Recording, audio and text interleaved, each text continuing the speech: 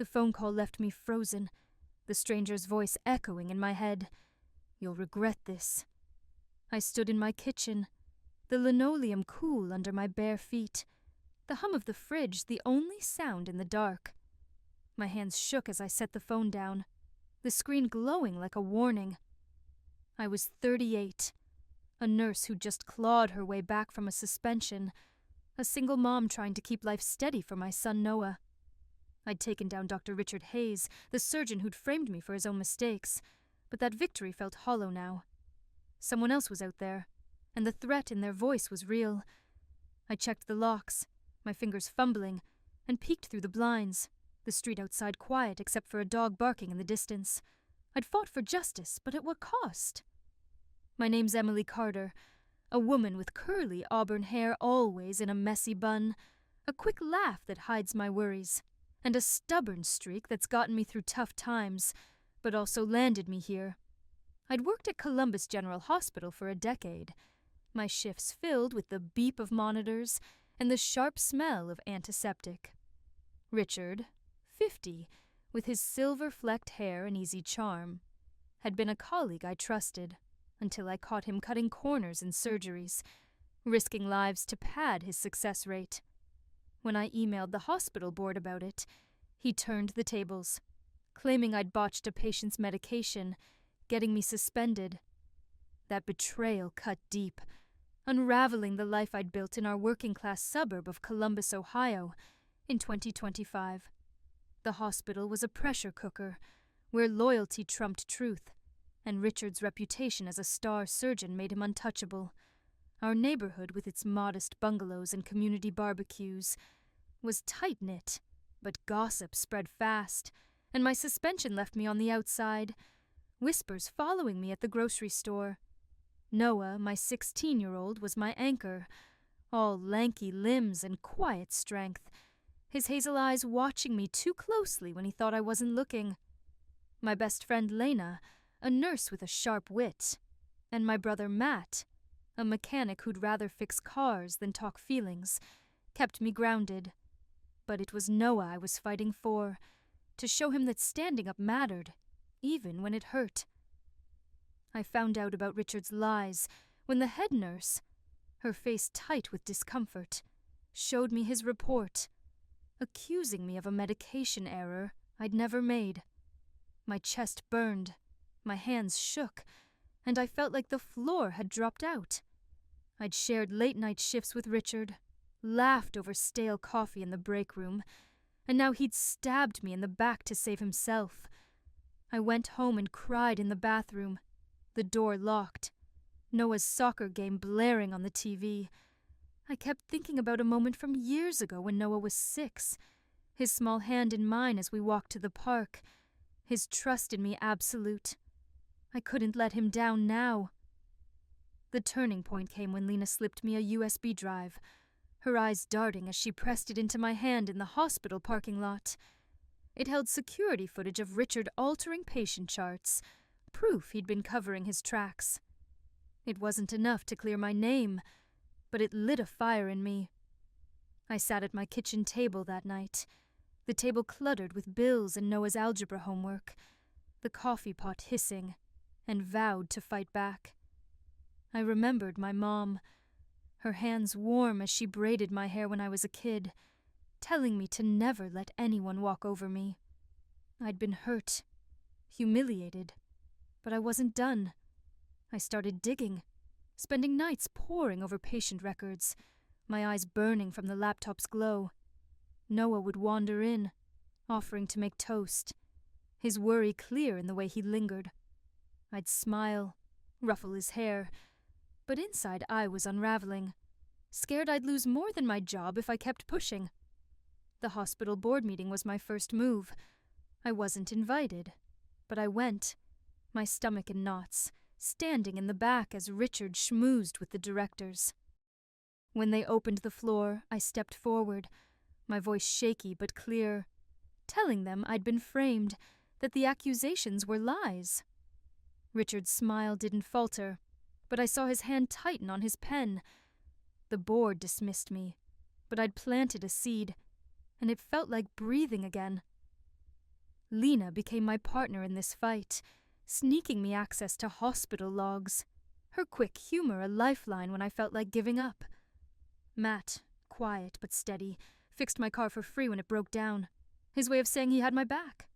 I kept Noah in the dark, not wanting to scare him, but he sensed the tension, asking why I was so tired, his voice soft over dinner. I'd lie, saying it was just work, but the guilt gnawed at me. I thought about a summer when he was 10, kicking a soccer ball in the backyard, his grin wide as he scored against me. I'd do anything to keep that kid safe, to give him a mom he could be proud of. The real fight was slow, methodical, like stitching a wound. I gathered evidence, mismatched charts, witness accounts from nurses who'd seen Richard's shortcuts. Most were too scared to speak up, but a few, like Lena, shared what they knew. I documented everything in a notebook, hidden in my bedside drawer next to Noah's old drawings. Their crayon lines faded but precious. The hospital's culture, where doctors were gods and nurses were expendable, made it hard, but I kept going, fueled by a memory of my mom's voice, her eyes fierce as she told me to stand tall. The final blow came when I leaked the USB footage to a local reporter, Sarah, who'd exposed hospital scandals before. We met in a diner, the air thick with the smell of fries and coffee, her notebook filling with my story. She was cautious, double-checking every detail, but the footage was damning. Her article hit like a storm, detailing Richard's negligence, naming him as the one who'd framed me. The hospital couldn't ignore it. Patients complained, the board launched an investigation, and Richard was fired. My suspension was lifted, and I was back in the ER, the beeping monitors familiar, the antiseptic smell sharp in my nose. But standing there, in my scrubs, I didn't feel like a winner. The victory was hollow. The trust I'd had in my colleagues shattered. Noah hugged me when I told him, his arms tight, proud of his mom. But I saw Richard's face in my mind. His career ruined, his charm useless now. I wondered if I'd gone too far, if my need for justice had cost more than I'd realized. Lena toasted me with cheap wine. Matt nodded his quiet approval, but I couldn't shake the weight of it all. I'd cleared my name, but the hospital felt different. The hallways colder, the whispers never fully gone. Then came the call, a week later from that unknown number. The voice, low and unfamiliar, sent a chill down my spine. I sat on my couch, the TV muted, Noah's soccer cleats by the door, and felt the world shift again. Richard was gone, disgraced, but someone else was angry, someone I hadn't seen coming. I checked the windows, my heart racing, the street outside too quiet. I'd fought for truth, but now I was scared, not just for me, but for Noah, for the life we'd barely put back together. The threat in that stranger's voice clung to me like damp air, heavy and inescapable. I couldn't shake the fear that I'd brought this on myself, that my fight to expose Richard had stirred a hornet's nest I didn't even know existed. I was back in the ER, my scrubs crisp, the antiseptic smell sharp, but every beep of a monitor felt like a warning. Noah was at school, his soccer practice running late, and I kept checking my phone, my thumb hovering over his name, just to hear his voice. I'd always been stubborn, pushing through long shifts and single mom struggles, but this was different. This wasn't just about me anymore. It was about keeping my son safe, and I was terrified I'd fail. I started taking precautions, small but deliberate. I changed the locks on our bungalow, the new keys cold in my hand, using money I'd saved for Noah's new cleats. I told him to text me when he left school, when he got to practice, when he was on his way home. He rolled his eyes, his teenage defiance flaring, but he saw the worry in my face and nodded, his jaw tight. I hated putting that weight on him, hated how my fight was bleeding into his world. One night, as we ate pizza, the kitchen warm with the smell of melted cheese, he asked why I was so jumpy, his voice low, like he was afraid of the answer. I brushed it off, saying work was stressful, but his hazel eyes lingered, seeing through me. I thought about a summer when he was 8, building a fort out of blankets, his laughter filling the house. I'd do anything to keep that boy safe, but fear was changing us both. Lena was my rock, her sharp wit cutting through my panic. We met at a coffee shop, the kind with mismatched mugs and the hum of an espresso machine, her dark braids swinging as she leaned forward. I told her about the call, my voice barely above a whisper, and her eyes narrowed, her nurse's instincts kicking in. She suggested talking to Sarah, the reporter who'd broken Richard's story, to see if she'd heard anything about his allies. I nodded, my coffee untouched, the steam curling into the air. Lena reached across the table, squeezing my hand, her grip firm, and told me I wasn't alone. Her words hit me hard, and I felt a flicker of my mom's voice, her hands steady as she taught me to ride a bike, telling me to keep going, even when I fell. I called Sarah that afternoon, standing in the hospital parking lot, the spring sun warm on my shoulders. She was in her office, papers rustling as she listened. The call worried her, especially since it came so soon after Richard's firing.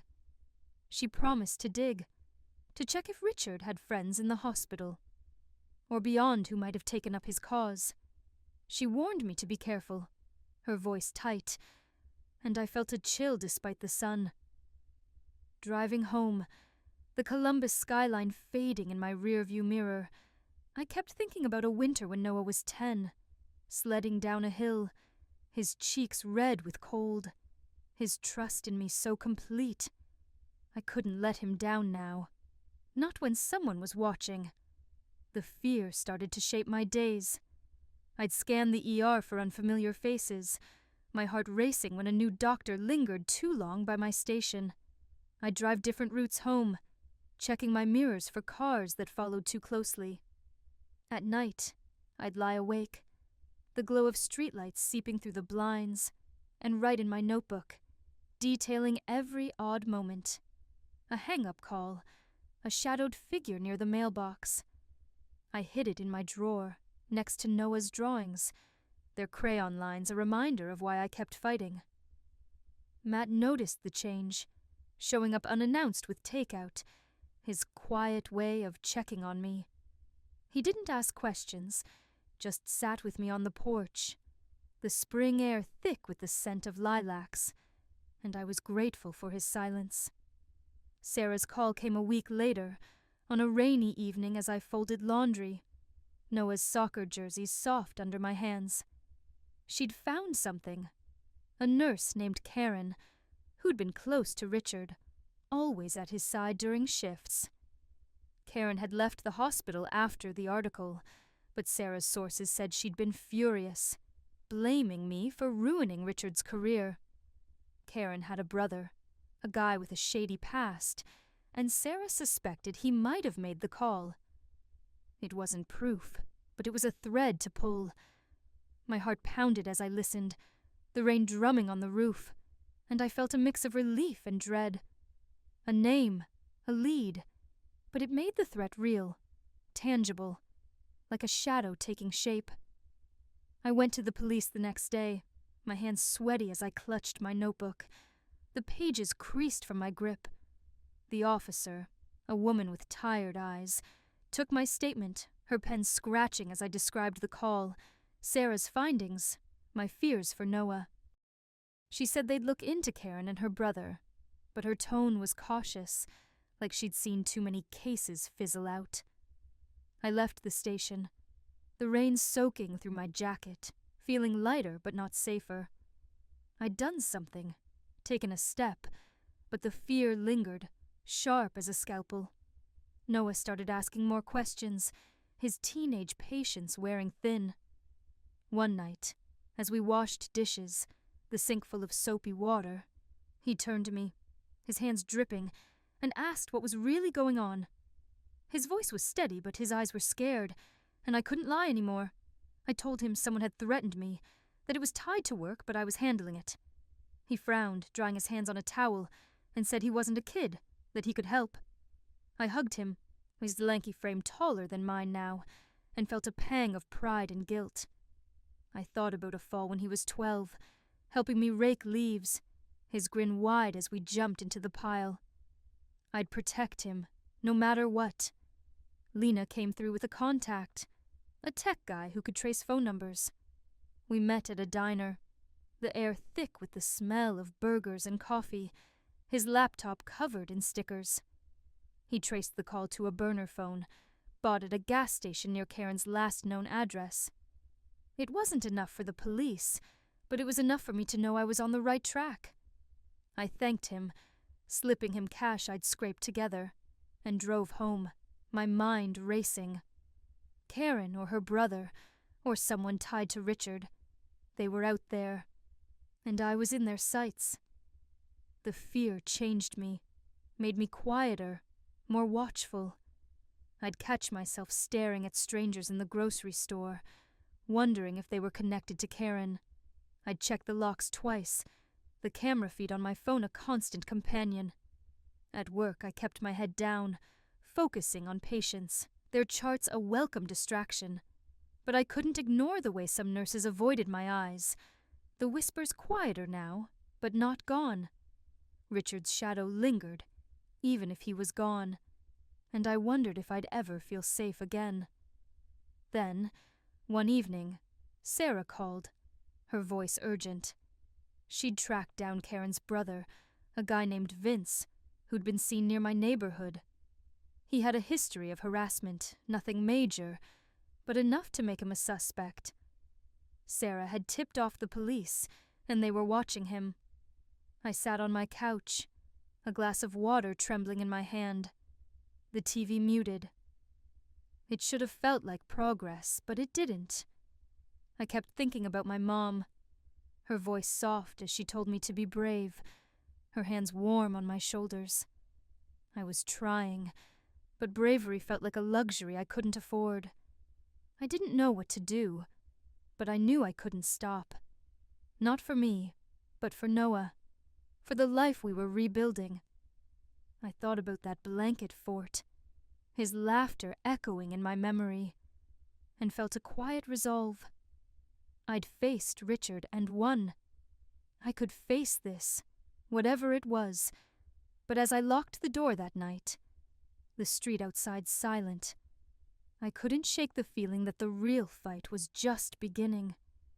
The feeling of being watched never left me, like a weight pressing down on my chest, making every breath a little harder. I'd lie awake at night, the glow of the streetlights seeping through the blinds, my mind replaying that call, the stranger's voice cold and deliberate. "You'll regret this." I'd fought so hard to take down Richard, to clear my name and get back to my life as a nurse, but now I was scared I'd traded one enemy for another.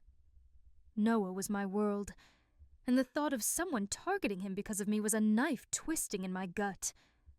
I'd check my phone, his texts from soccer practice, a small lifeline, but even those couldn't quiet the fear that I'd put him in danger. I started noticing things, small, unsettling details that piled up like storm clouds. A car parked across the street for too long, its windows too dark to see inside. A missed call from an unknown number, the voicemail empty except for a faint hum. I wrote them down in my notebook, its pages now creased and worn, tucked away with Noah's old drawings, their crayon lines a bittersweet reminder of simpler days.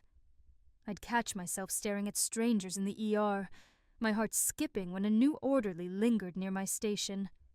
At home, I'd check the new locks, the motion sensor light I'd installed, casting harsh shadows across the backyard. I hated how fear was reshaping me, turning me into someone who jumped at every noise. But I couldn't stop. Not when Noah's safety was at stake. Lena kept me grounded, her voice a steady anchor when I felt like I was drifting.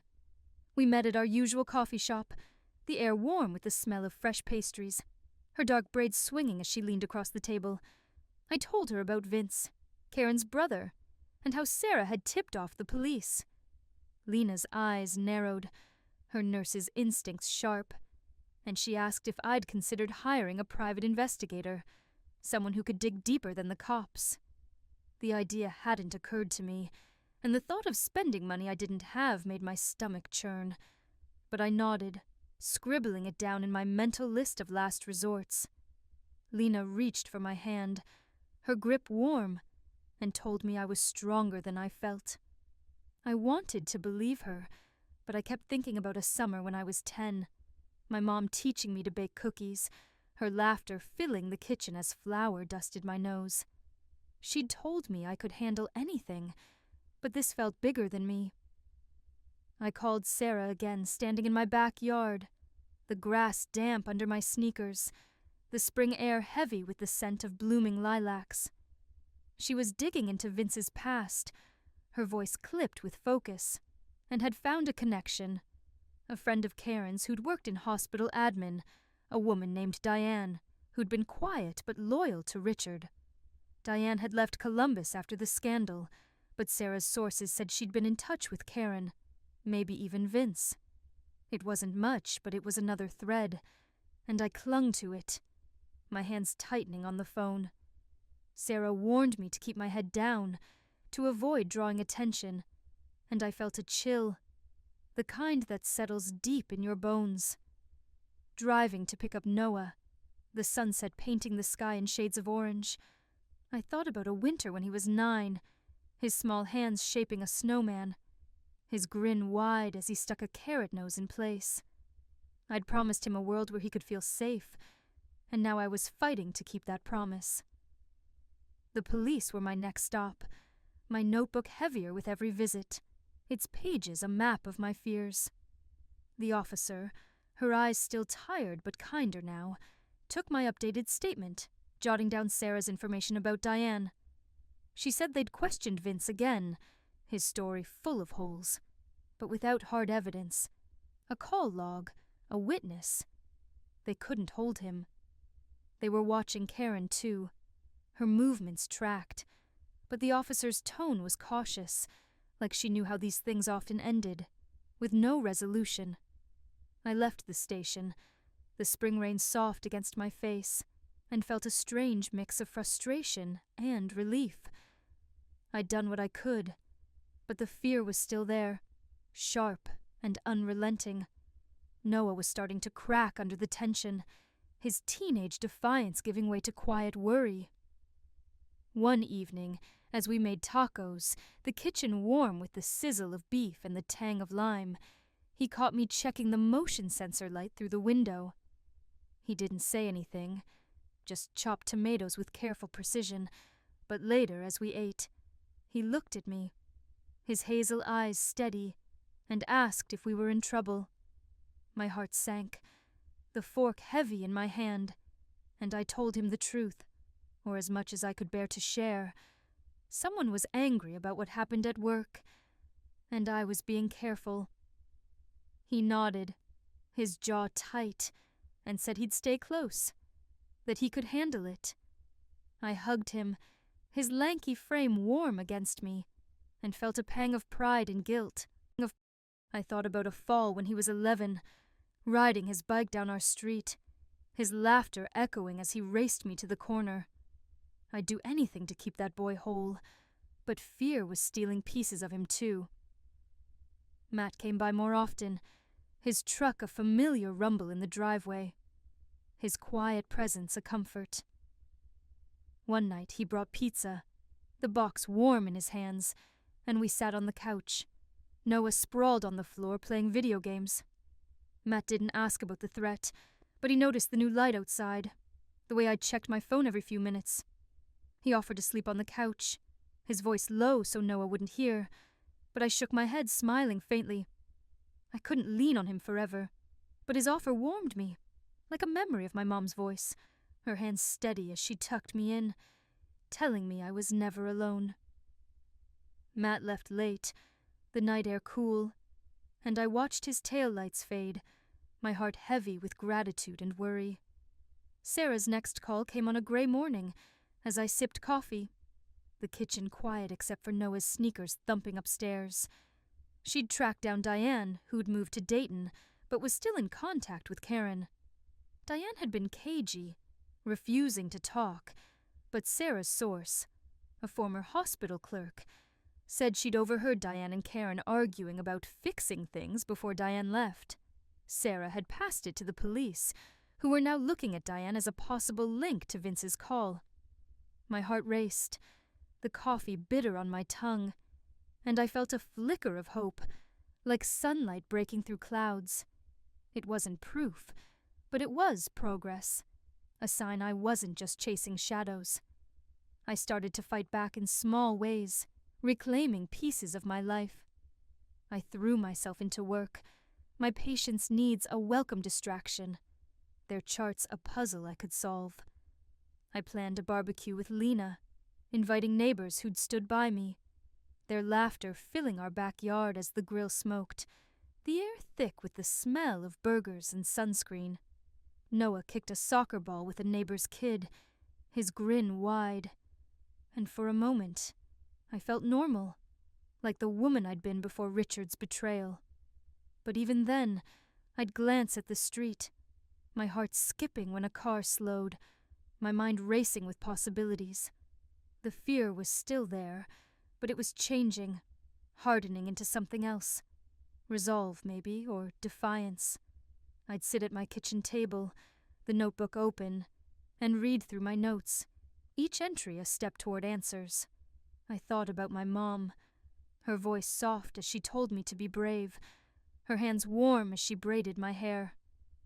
I was trying, but bravery felt like walking a tightrope, one misstep away from falling.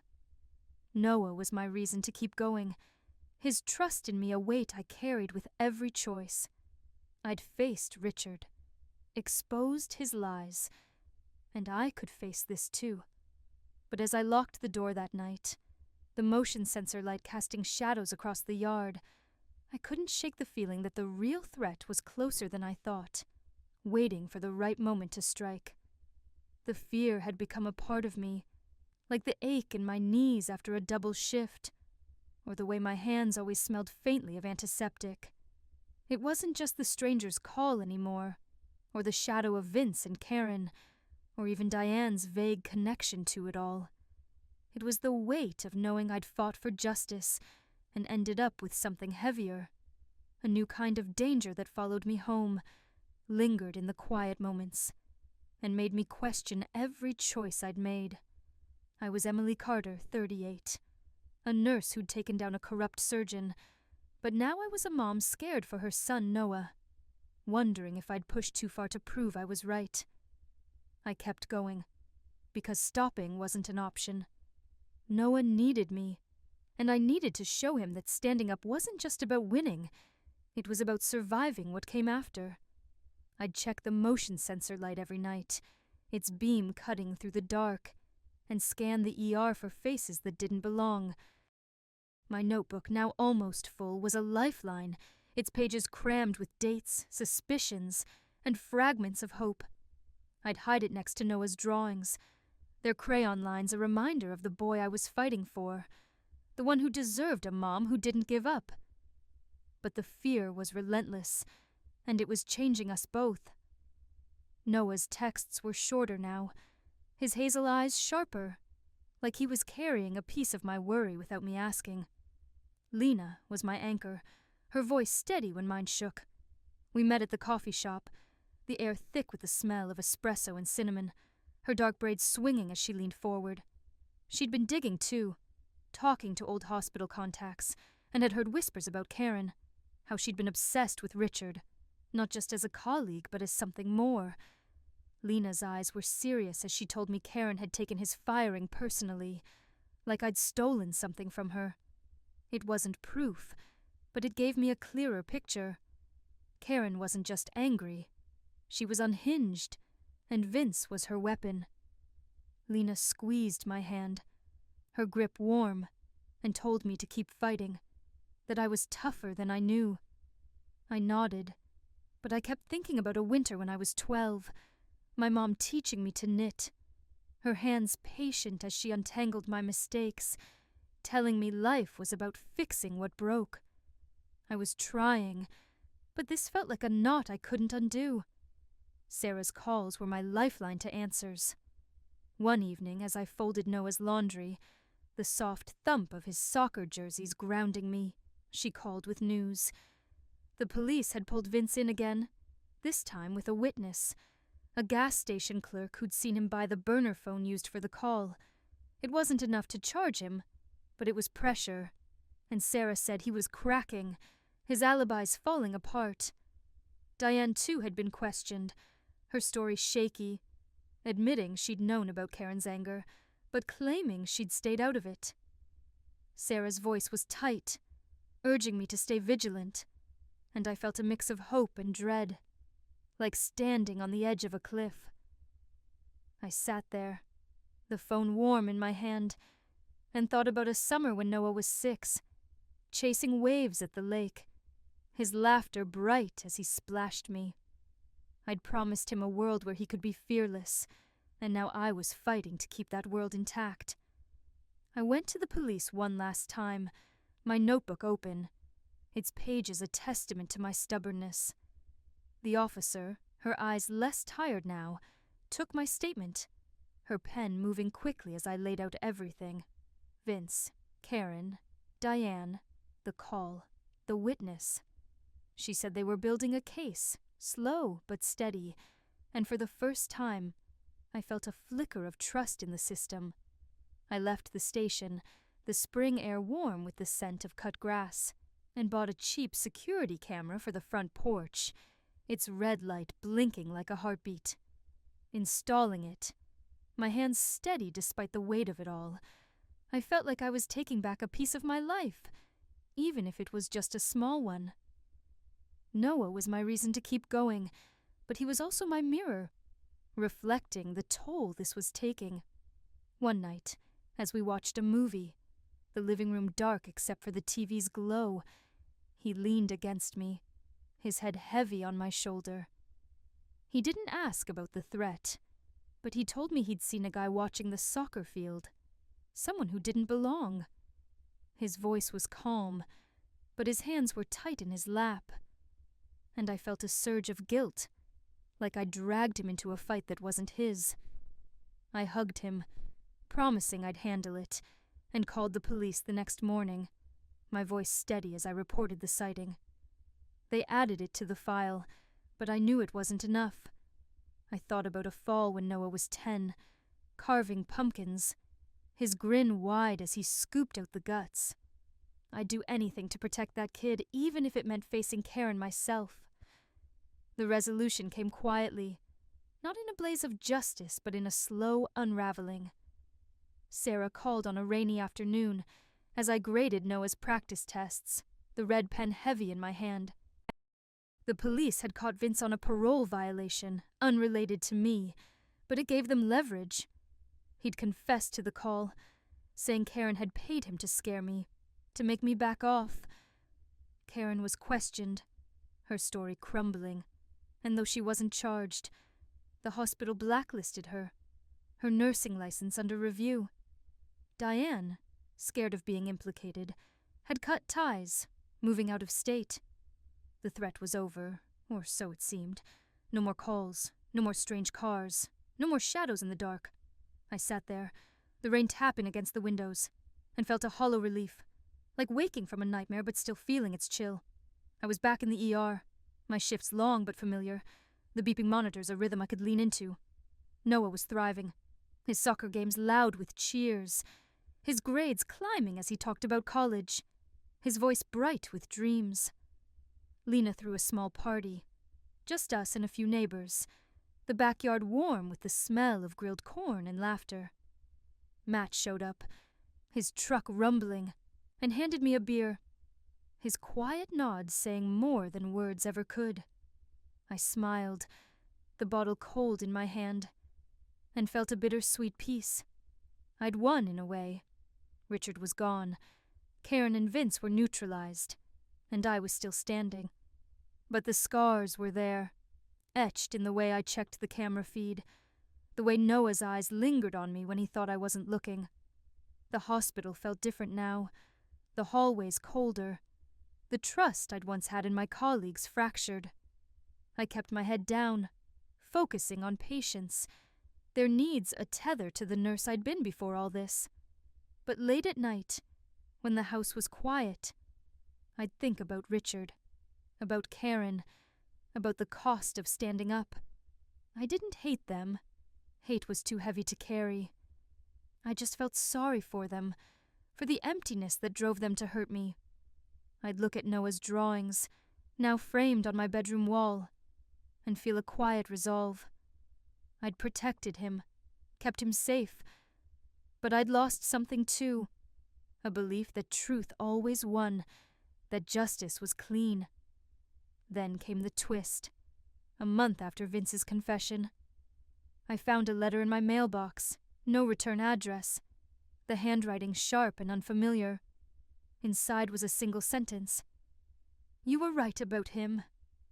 My hands shook as I read it, the kitchen silent except for the hum of the fridge.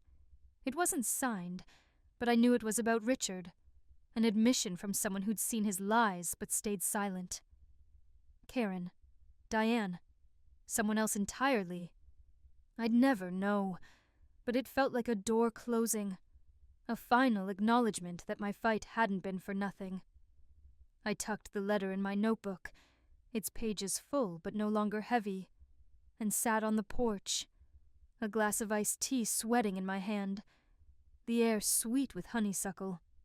Noah came out, his soccer ball under his arm, and sat beside me, his shoulder brushing mine.